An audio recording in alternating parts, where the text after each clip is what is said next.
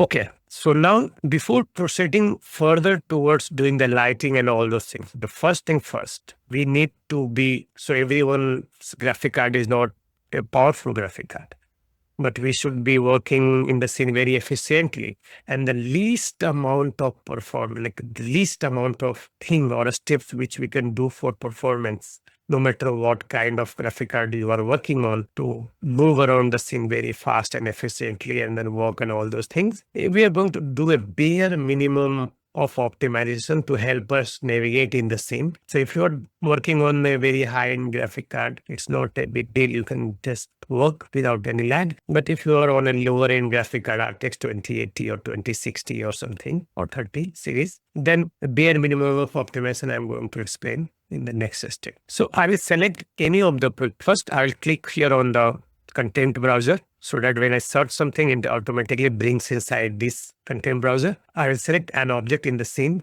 and then I'll press Ctrl D, and that will bring us in the content browser where every object are stored in the content browser. And it is like this one, if you remember, in the entire folder, imports, and then geometry. Here I will press Ctrl A, select everything, every object or static mesh in the scene, and then it is geometry, so all the static mesh will be selected, and these are all the static mesh which are present in the scene, because the way we have imported it, they will stay here. I will right click on it, then go to Asset Actions, and then I will go ahead and click on Edit Selection in Property Matrix. And in the Property Matrix, I will go ahead and click on Nanite Settings, then Nanite Setting again, and then I will go ahead and click Enable Nanite. After you click Enable Nanite, it is going to take some time depending on how fast your PC is. So be patient and wait until this operation is done. It's going to be depending on how powerful your PC is.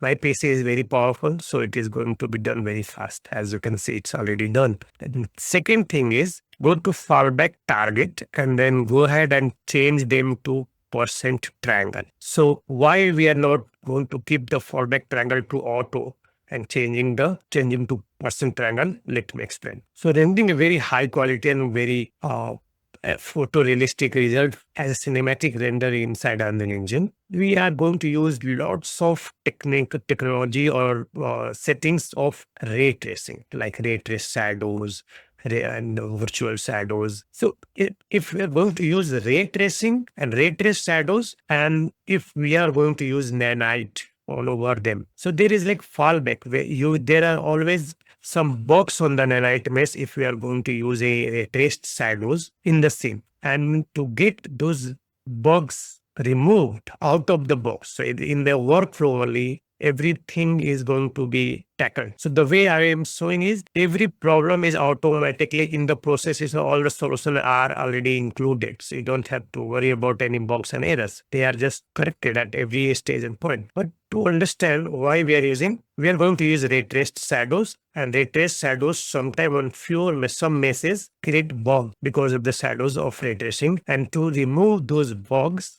we are going to use fallback triangle to percent triangle. So if we change this to percent triangle, so even if we are going to use ray traced shadows, then we will not have any bugs on any object, even nanite is enabled. Plus, if we happen to render this scene inside path tracing for higher quality image renders or maybe even higher quality cinematic videos, that will obviously take lots of time. In that time, nanite object with path tracing doesn't work very well every time on every object. So on few objects, it will work perfectly, but few objects will have some errors because the nanite is enabled. So if we change this to percent triangle, then no matter what, every scene or every object in the scene will be ready to be used with ray traced shadows, with path tracing, no problem, no bugs whatsoever. So after this, the next step is like you can go ahead and do collision one by one, manually on all the objects, which is an absolute time waste for me, because here we are aiming to render cinematic, and to render cinematics, we didn't care about too much of performance. Anyway, we have enabled the night, so that is going to give us lots of performance boost. Plus, this actual process doesn't slow down your scene too much, but it helps in saving times too much. Like it saves time.